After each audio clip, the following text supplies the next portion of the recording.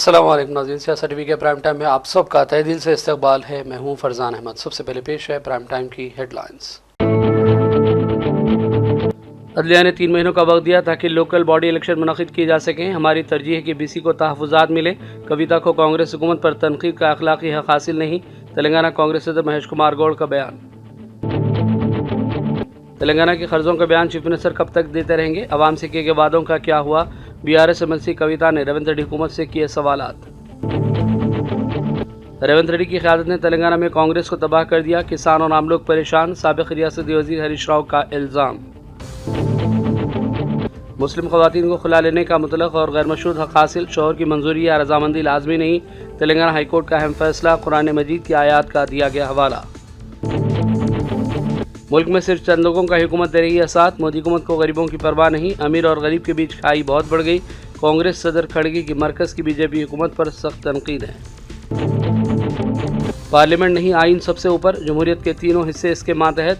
Chief justice of India BR Gavai का अहम बयान। और इसराइल के 62% लोग हमास के साथ जंगबंदी के हक़ में हैं।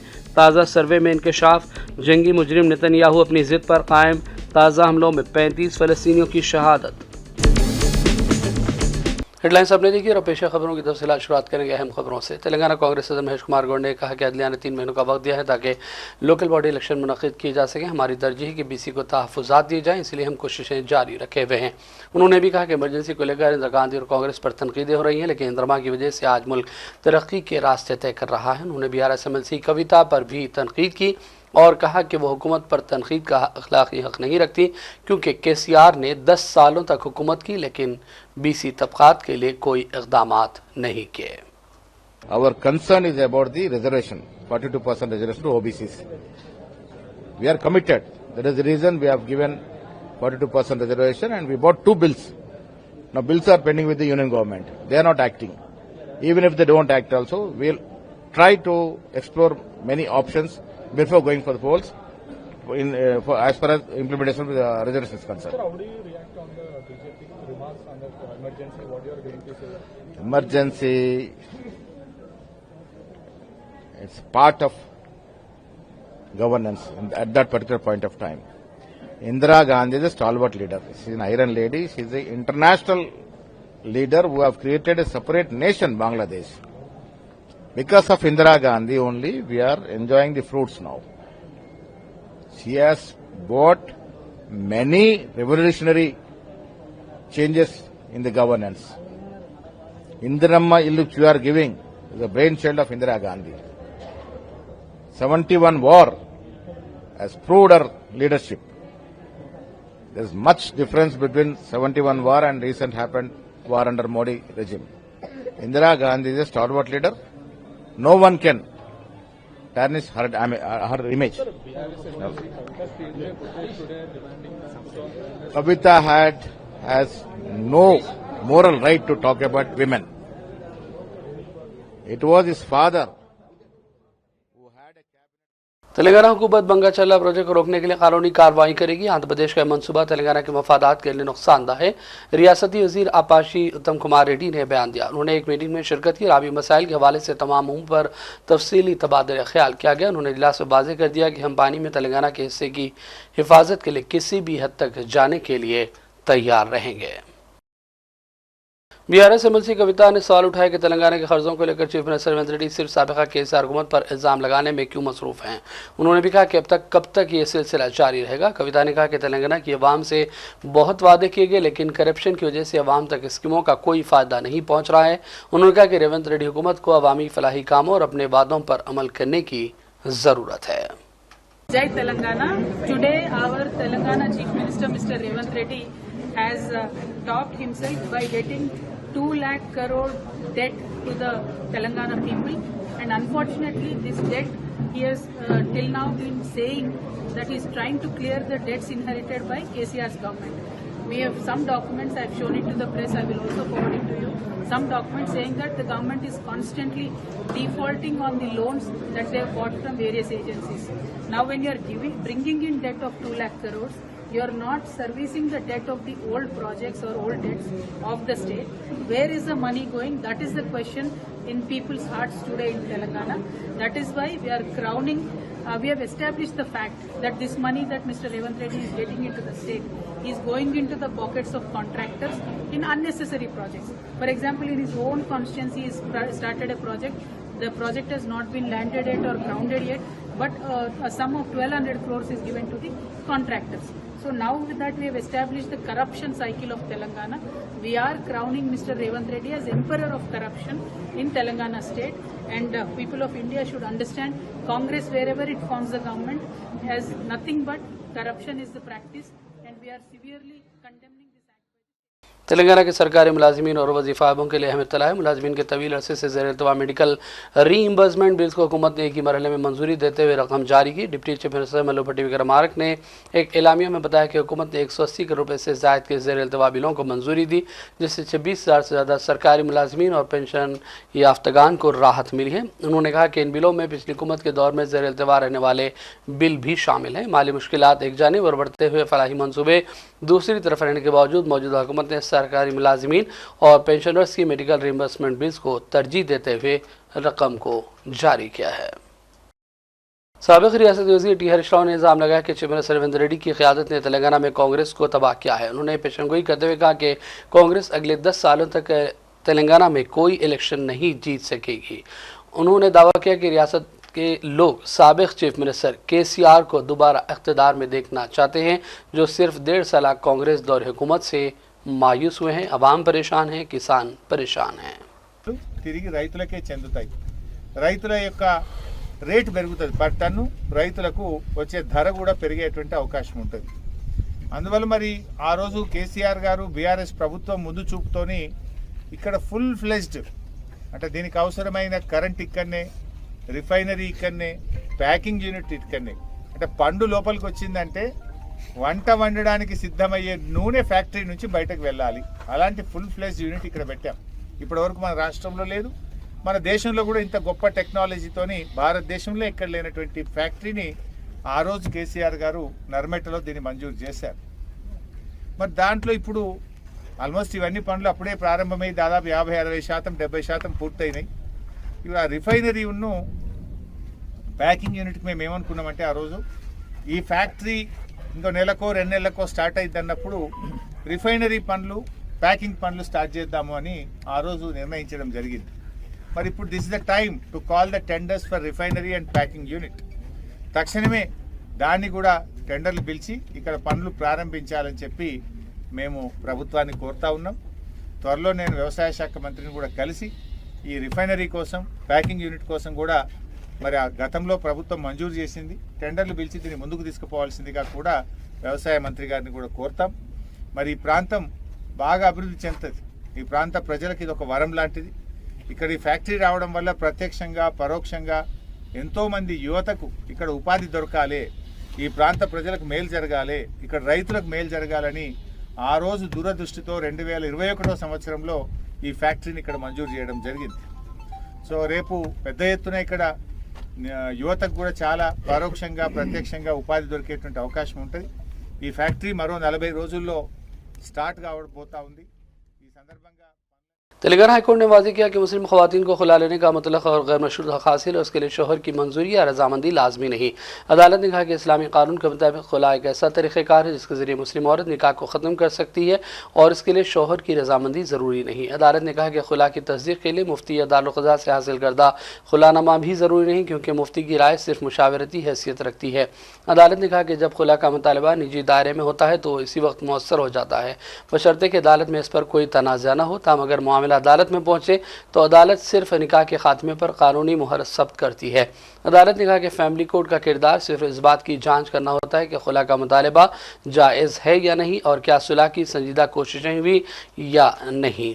इसके अलावा अदालत ने कुरान करीम की सूरह बकरा की आयत 228-229 का हवाला दिया और कहा कि इस्लाम बीवी को यह हक देता है कि वह शादी को ख़त्म कर सके और शोहर की मंजूरी इस अमल के लिए लाजिम नहीं है। शहर हैदराबाद को गदागरों से पाक करने के लिए मुहिम का आगाज किया गया है। जीएचएमसी ने शहर के अहम सिग्नलों, मजहबी मुकामात और दीगर अहम मुकामात पर भी जमा होने वाले गदागरों को शेल्टर होम्स या उनके रिश्तेदारों के पास मुंतकिल करने के लिए मुहिम का आगाज किया है। ताहाल 221 ऐसे अफराद की निशानदही कर ली गई और काउंसलिंग के जरिए इन अफराद को उनके घरों या फिर रिश्तेदारों के अलावा शेल्टर होम्स को मुंतकिल करने का मनसूबा तैयार किया जा रहा है। हैदराबाद के मुजाफात में वाक़ जिला रंगारेड्डी के शंकरपल्ली के करीब खातून अपनी कार रेलवे ट्रैक पर दौड़ा दी, जिससे रेलवे अमला हैरतज़दा रह गया। रुकने की तमाम कोशिशों के बावजूद खातून तेज़ी से गाड़ी भगाकर फरार हो गई। बताया गया कि खातून मुबैना तौर पर हालत नशा में थी। इस वाक़े की वीडियो वायरल है। एहतियाती तदाबीर के तौर पर बेंगलुरु से हैदराबाद के दरमियान चलने वाली ट्रेनों को आर्जी तौर पर रोका गया और इस पूरे मामले की रेलवे इंतज़ामिया ने तहक़ीक़ात का आगाज़ कर दिया है। हैदराबाद भर के 100 तालीमी इदारों के 5000 से ज़्यादा तलबा और तालिबात ने मुनशियात के इस्तेमाल और गैर कानूनी स्मगलिंग को लेकर आलमी दिन के मौके पर मुनशियात के इस्तेमाल के खिलाफ इज्तिमाई मौक़िफ़ अख्तियार किया। तेलंगाना एंटी नारकोटिक्स ब्यूरो और पुलिस महकमे की जानिब से मुख्तलिफ प्रोग्रामों का इनेकाद अमल में लाया गया। नेकलेस रोड पर इंसानी जंजीर बनाई गई। जलविहार हैदराबाद में लगभग 2000 अफराद ने मुहिम में हिस्सा लिया। मुनशियात नहीं जैसे नारे लगाते हुए शोर बेदारी की कोशिशें की गई। शहर हैदराबाद के पुलिस कमिश्नर CV आनंद ने कहा कि अवाम खासतौर पर स्टूडेंट्स मुनशियात से दूर रहें और इसके खिलाफ मुहिम में पुलिस का भरपूर साथ देते रहें। చాలా ముఖ్యమైన రోజు ఇది 26th జూన్ కి ఉంది. It's a international day celebrated all over the world to renew our pledge towards controlling the trafficking of narcotics. మీ అందరు తెలుసు ఈ మధ్య కాలంలో especially after Covid what has happened, suddenly we saw spurt in these crimes. మన రాష్ట్ర ప్రభుత్వం చాలా సీరియస్గా ఉన్నారు ఈ విషయంలో. ఒక్క ఔన్స్ ఆఫ్ డ్రగ్ కూడా మన రాష్ట్రంలో రావద్దు. తెలంగాణ యాంటీ నార్కోటిక్స్ బ్యూరో దాని ద్వారా రాష్ట్ర వ్యాప్తంగా యాంటీ డ్రగ్ కంట్రోల్ యాక్టివిటీస్ జరుగుతూ ఉన్నాయి. And lot of progress has been seen. Actually, the entire movement consists of a few activities like enforcement. We have to impose cases, we have to track the drugs, peddlers, the drivers, the transporters. That is one part of it. But the remaining part of it is like this, having awareness programs with all of you children and students. Because this problem is spreading a lot in the student community. మేము కూడా కొంతమందిని కన్జ్యూమర్స్ని, students పీపుల్ని తీసుకొచ్చినప్పుడు వాళ్ళ పేరెంట్స్కి inform చేసిన సందర్భంలో వాళ్ళు మా ముందు ఏడ్చి ఆ పిల్లల్ని చెంపదెబ్బలు కొట్టి ఎందుకు ఈ విధంగా చేస్తున్నావు, నిన్ను ఇంత ప్రేమగా మేము చూసుకున్నాము, అయినా ఏంటి మా పేరెంట్హుడ్లో లోపం ఏంటి అనేది వాళ్ళు చాలా బాధపడ్డారు. సో ఇటువంటి సందర్భాలు ఏవి కూడా మీ కుటుంబంలో రావద్దని तेलंगाना एंटी करप्शन ब्यूरो ने रियासत भर में 18 RTA दफातर का अचानक दौरा किया, जिसमें 3 हैदराबाद के दफातर भी शामिल हैं। कई अहम मुकामात पर सुबह से छापे मारे गए। कहा जा रहा है कि कम से कम 18 एजेंट शक के दायरे में हैं और करप्शन और दीगर मामलात को लेकर ये छापे जारी है। पुलिस और RPF लिंगमपली ने लिंगमपली रेलवे स्टेशन पर एक मुलजिम को गिरफ्तार कर लिया और तकरीबन 200 ग्राम सोने के जेवरात को बरामद करते हुए जब्त कर लिया गया है। इसकी मालियत तकरीबन 2 लाख रुपए बताई गई है और इस सिलसिले में मजीद तहकीकात का आगाज कर दिया गया। दोनों शहरों दरबार और सिकंदराबाद में डेंगू बुखार के मुतासरीन की तादाद बढ़ी है। मच्छरों की अफजाइश से मुतासरा इलाकों, बस्तियों और कॉलोनियों में बुखार के मरीजों की तादाद में इजाफा नोट किया गया। अस्पतालों के साथ साथ रिहायशी इलाकों में मच्छर बड़ी तादाद में मौजूद हैं। माहिरीन का कहना है कि बस्तियों में मच्छर मारने के इक़दाम को पहली तरजीह दी जाए। गुज़िश्ता साल भी बल्दिया ने बस्तियों में ऐसे वाक़यात पर खातिरख़्वाह तवज्जो नहीं दी। गुज़िश्ता 3 दिनों में हैदराबाद में डेंगू के 27 केसेस रजिस्टर होने की इत्तला है। शहरियों ने फिक्रमंदी ज़ाहिर की और कहा कि महकमा सेहत और एंटोमोलॉजी शोबे को फौरी तौर पर मुश्तरका लाएहमल बनाकर शहरियों को इस बीमारी से निजात दिलाने के लिए इक़दाम करने की ज़रूरत है। शहर की झीलों और नालों के अतराफ़ वाक़ई कॉलोनियों में मच्छरों की अफजाइश बहुत ज़्यादा बढ़ गई है, जो कि आवाम के लिए परेशानी का सबब बन गई। और रुबाई नाज़रीन बढ़ते हैं चंद अहम कौमी और बैनुल अक़वामी खबरों की जानिब। कांग्रेस सदर मल्लिकार्जुन खड़गे ने कहा कि मुल्क में सिर्फ चंद लोगों की हुकूमत तायद कर रही है और उनका ही साथ दिया जा रहा है। मोदी हुकूमत को गरीबों की कोई परवाह नहीं है। अमीर और गरीब के बीच खाई बहुत बढ़ गई। खड़गे ने भी कहा कि पुरानी इमरजेंसी तो ख़त्म हो गई, लेकिन आज मोदी के दौर हुकूमत में गैर मुआल लेना इमरजेंसी की सूरत हाल है। ये लोग गरीबों की भलाई और संविधान के साथ चलने वाले, संविधान की रक्षा करने वाले मैं ये पूछना चाहता हूं, आप एक तरफ गरीब को गरीब बना रहे हैं, अमीर को और अमीर बना रहे हैं, और गरीब और अमीर के बीच में इतनी खाई हो गई है, इतना गैप हो गया है कि उसको आप कभी भी मिटा नहीं सकते या नजदीक नहीं ला सकते। और चंद इने गिने लोग, 2-4 लोगों को ही आप अच्छे इंडस्ट्रियलिस्ट मानते हैं, उनको फेवर करते हैं। अरे हिंदुस्तान में तो इतने इंडस्ट्रियलिस्ट है, स्मॉल स्केल इंडस्ट्रीज है, बिग इंडस्ट्रीज है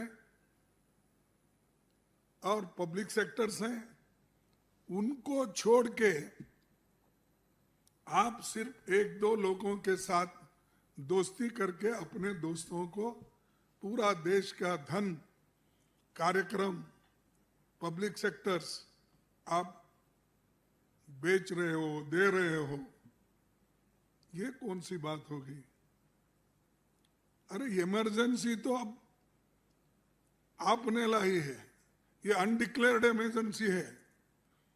वो इमरजेंसी तो चले गई जो संविधान में बदलाव भी हो गया, और जब संविधान में बदलाव हो गया, जिसके लिए हम भी, इंदिरा गांधी जी ने खुद उस अमेंडमेंट को मोरारजी का साथ दिया और वो बदल गया।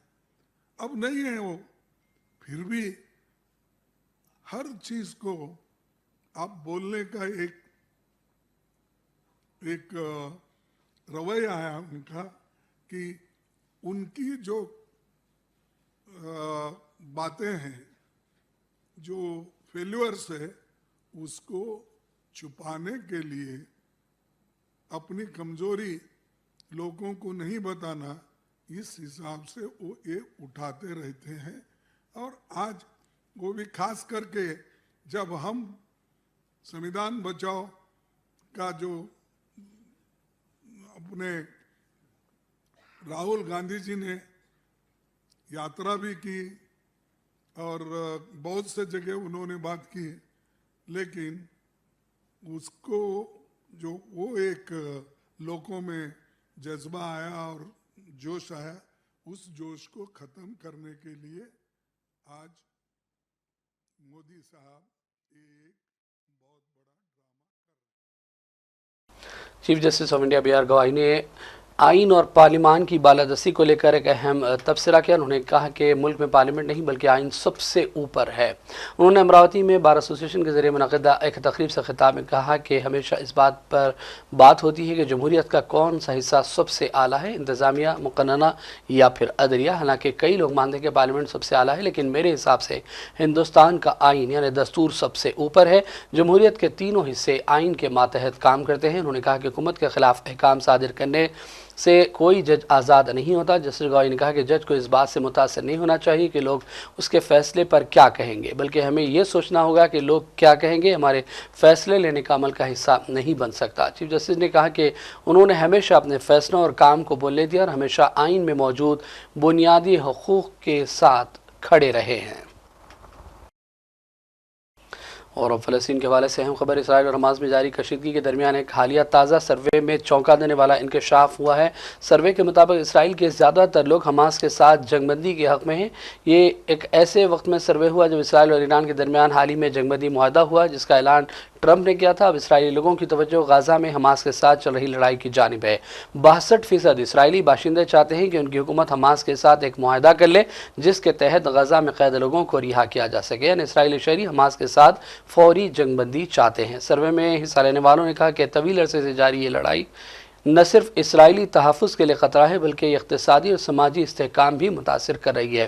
गाज़ा में हमास के साथ जंग की वजह से हज़ारों लोग मुतासिर हुए। इसके अलावा हाल ही में ईरान के साथ जंगबंदी को महज 33% इसराइलियों की तायद मिली। जंगी मुजरिम नेतन्याहू अपनी ज़िद पर कायम है, जिसकी वजह से हमास के साथ अब तक कोई मुआहदा नहीं हो सका। सिर्फ आज सुबह किए गए ताज़ा हमलों में 35 फ़लस्तीनियों की शहादत की इत्तलात है। सऊदी अरब में नए इस्लामी साल के आगाज़ पर हरम शरीफ में ग़िलाफ़ काबा की तब्दीली की रूह परवर और बाबरकत तक़रीब मुनक़िद हुई। ग़िलाफ़ काबा की तैयारी और तब्दीली का अमल क़ादिम हरमैन शरीफैन शाह सलमान बिन अब्दुल अज़ीज़ की हिदायत पर गवर्नर मक्का मुकर्रमा की सरबराही में हुआ, जिसमें हरम शरीफ के अइम्मा कराम, किस्वा फैक्ट्री के माहिरीन, आला हुकाम और खुसूसी टीम के अरकान ने भी शिरकत की। नया ग़िलाफ़ 4 बड़े टुकड़ों के साथ दरमियानी और छोटे 47 हिस्सों पर मुश्तमिल है। ग़िलाफ़ काबा में 1000 किलोग्राम खालिस सिल्क यानी रेशम का इस्तेमाल हुआ, जबकि इस पर 120 किलोग्राम सोने और 100 किलोग्राम चांदी से तैयार करदा धागों से कुरानी आयात की खूबसूरत अंदाज में कशीदाकारी की गई है। स्क्रीन पर आप इसकी तस्वीर मुशाहिदा कर सकते हैं। और अब आखिर में हेडलाइंस पर डालेंगे एक और नज़र। अदलिया ने 3 महीनों का वक्त दिया ताकि लोकल बॉडी इलेक्शन मुनक़िद किए जा सकें। हमारी तरजीह है कि BC को तहफ़्फ़ुज़ात मिले। कविता को कांग्रेस हुकूमत पर तनक़ीद का अखलाक़ी हक़ हासिल नहीं। तेलंगाना कांग्रेस सदर महेश कुमार गौड़ का बयान। तेलंगाना के कर्ज़ों का बयान चीफ मिनिस्टर कब तक देते रहेंगे? अवाम से किए गए वादों का क्या हुआ? BRS MLC कविता ने रेवंत रेड्डी हुकूमत से किए सवालात। रेवंत रेड्डी की क़यादत ने तेलंगाना में कांग्रेस को तबाह कर दिया, किसान और आम लोग परेशान, साबिक़ रियासती वज़ीर हरीश राव का इल्ज़ाम। मुस्लिम ख़वातीन को खुला लेने का मुतलक और गैर मशरूत हक़ हासिल, शौहर की मंजूरी या रजामंदी लाजमी नहीं। तेलंगाना हाईकोर्ट का अहम फैसला, कुरान मजीद की आयात का दिया गया हवाला। मुल्क में सिर्फ चंद लोगों का हुकूमत दे रही है साथ, मोदी हुकूमत को गरीबों की परवाह नहीं। अमीर और गरीब के बीच खाई बहुत बढ़ गई। कांग्रेस सदर खड़गे की मरकज़ की BJP हुकूमत पर सख्त तनकीद है। पार्लियामेंट नहीं, आइन सबसे ऊपर, जमहूरियत के तीनों हिस्से इसके मातहत। Chief justice of India BR Gavai का अहम बयान। और इसराइल के 62% लोग हमास के साथ जंगबंदी के हक़ में हैं। ताज़ा सर्वे में इंकशाफ, जंगी मुजरिम नेतन्याहू अपनी ज़िद पर कायम। ताज़ा हमलों में 35 फ़लस्तीनियों की शहादत। प्राइम टाइम का सिलसिला फ़िलहाल यही ख़त्म करते हैं। मोहम्मद फरजान अहमद को पूरी टीम के साथ इजाज़त दें। देखते रहिए सियासत TV। अल्लाह हाफ़िज़।